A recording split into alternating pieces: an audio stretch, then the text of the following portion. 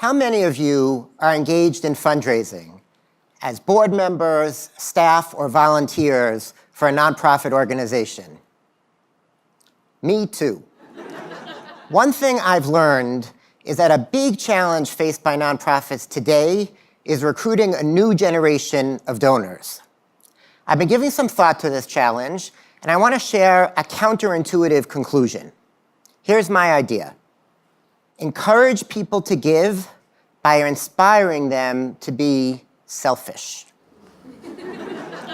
Yes, selfish.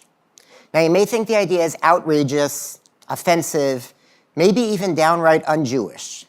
But if you bear with me for a few minutes, I will explain and ground in Jewish sources 3 ways in which selfishness can be appropriately harnessed to increase charitable giving. Number 1, mixed motives. It's okay to have mixed motives, to intend to try to do good in the world, but also seek some kind of personal benefit for yourself.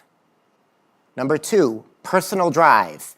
It's good, it's really important to bring all of who you are, your drive to succeed, your experience, and your know-how to charitable work. Number 3, see giving as exercise for the soul. So let's take these one at a time. First, mixed motives. You remember from this past summer, probably the best example of mixed motives. Over $100 million was raised for the ALS cause through the Ice Bucket Challenge. And critics complained. They said, this isn't philanthropy, this isn't giving. This is a group of people having fun and then posting on Facebook how much they've given. That's philanthropy? So I want to ask, where's Judaism on this? How does Judaism feel about mixed motives? So let me tell you a story you probably already know. There was a wealthy philanthropist who added an extension to a synagogue. It was elegant, functional, beautiful, and the donor had only one condition before he transferred title to the synagogue. He wanted his name inscribed over the entrance as an everlasting memory. Now, as you might expect, some congregants objected, and the dispute eventually came to a leading rabbi. Now, I'll ask you 2 questions before I tell you what the rabbi said. Number 1, when do you think this happened? And number 2, what do you think the rabbi said? So starting with number 1, when did this happen? The answer is 800 years ago, in the 1200s. And the rabbi who was consulted was Rabbi Shlomo ben Aderet, popularly known by the acronym Rashba. And because he was one of the leading scholars of the Middle Ages, his response remains with us today. Now, here's what the rabbi could have said. He could have said, it's really unfortunate that this donor wants his name inscribed in the synagogue. After all, the highest level of Jewish giving is anonymity. Now, here's what the rabbi actually said. It's good, morally and legally appropriate for this donor to have his name inscribed on the synagogue. Inscribing donor names is a long-standing Jewish tradition that dates back to the temple, and it also encourages other people to give. Now, I can't bring you any evidence from the temple, but it is certainly true that donor plaques is a very ancient Jewish tradition. This one is from a 6th century Damascus synagogue, and I don't know about you, it's all Greek to me, but scholars who actually read Greek, ancient Greek, tell us that this records a donation to a synagogue by a woman in the local community.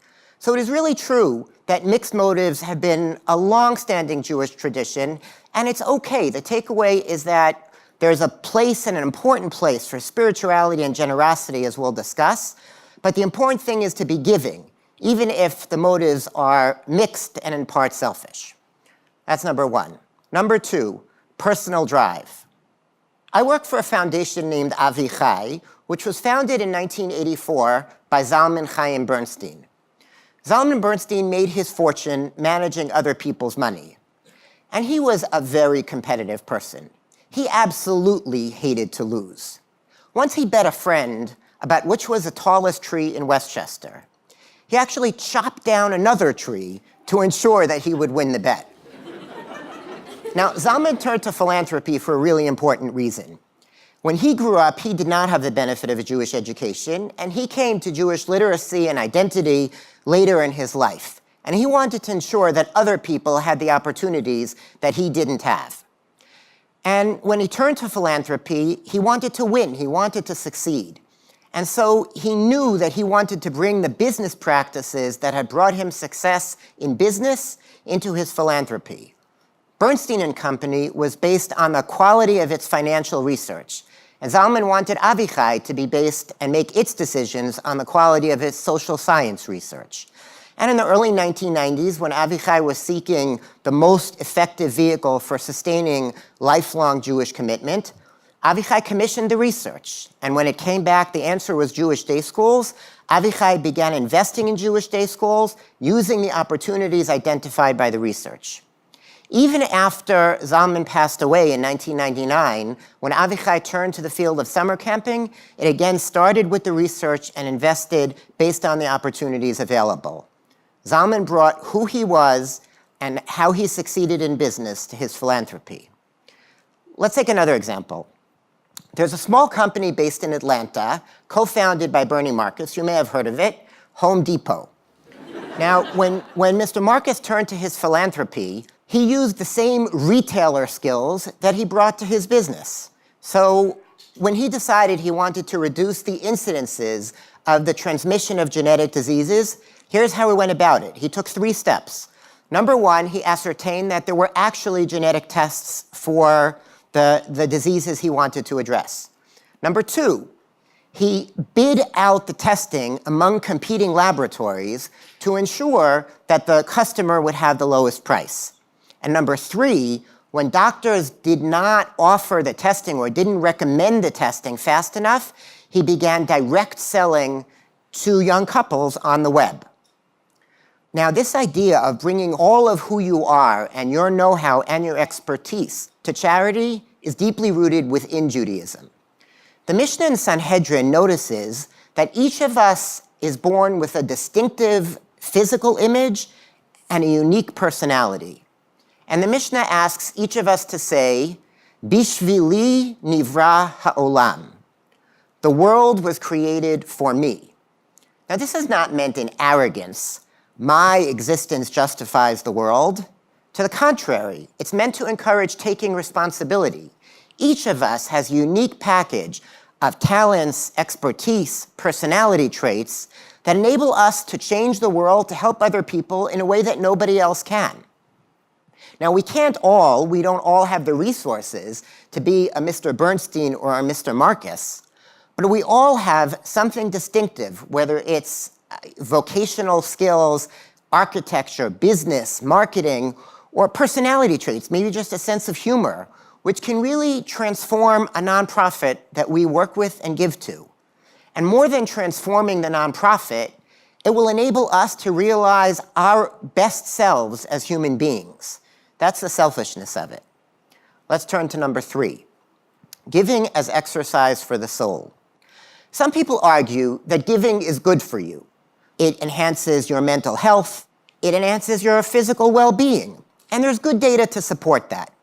But Jewishly, there's something even deeper. We all want to feel that we're accomplishing a purpose in life. Well, what's a purpose in life? One strand of Jewish thought says a purpose in life is to become more godlike. Just as God is caring and compassionate, so too we should become people who are more compassionate and caring and generous. But how do we do that? How do we transform ourselves? The truth is, you already know the answer. When we raise children, we teach them to say thank you. And we ask them to say thank you in a meaningful way over and over again.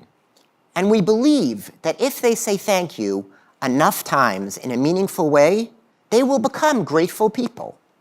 And the same is true for generosity. You want to know how to become a more generous person? Give and give again.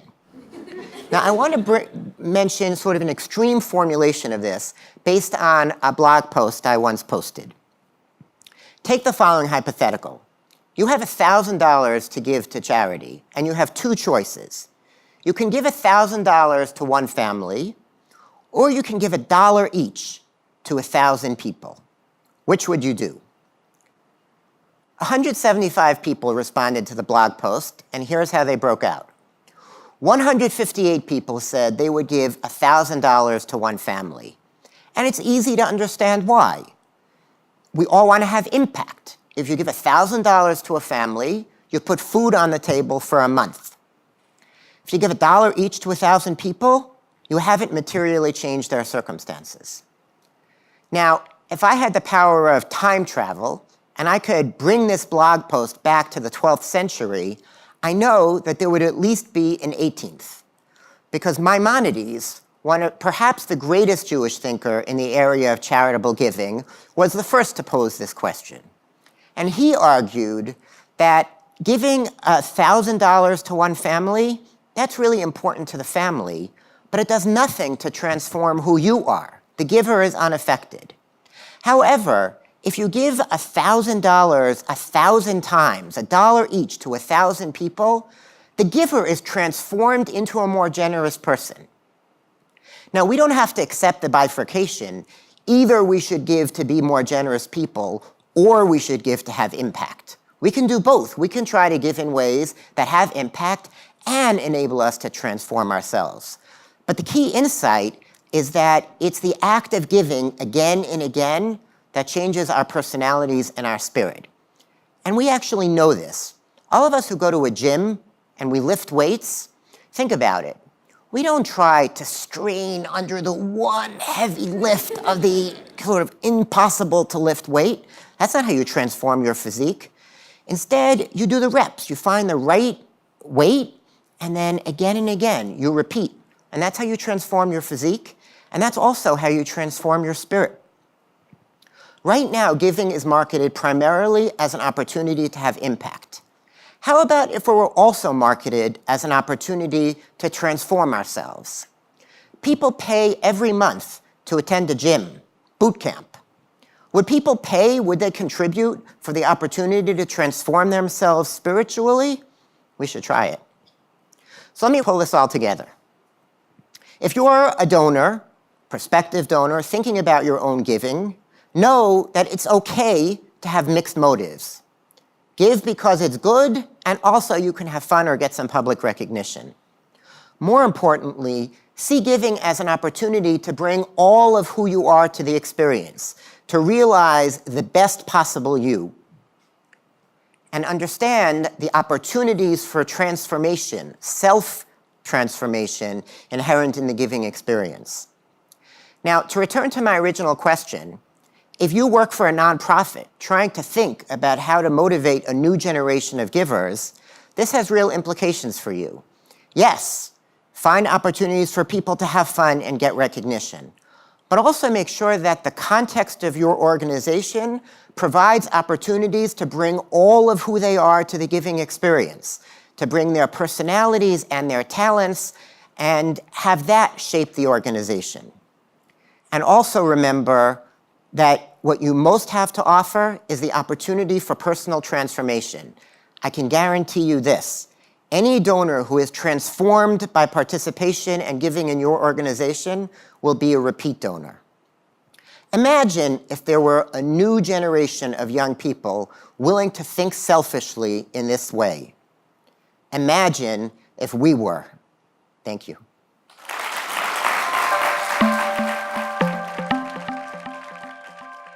Thanks for watching Eli Talks. Click through or subscribe to the Eli Talks channel for more inspired Jewish ideas.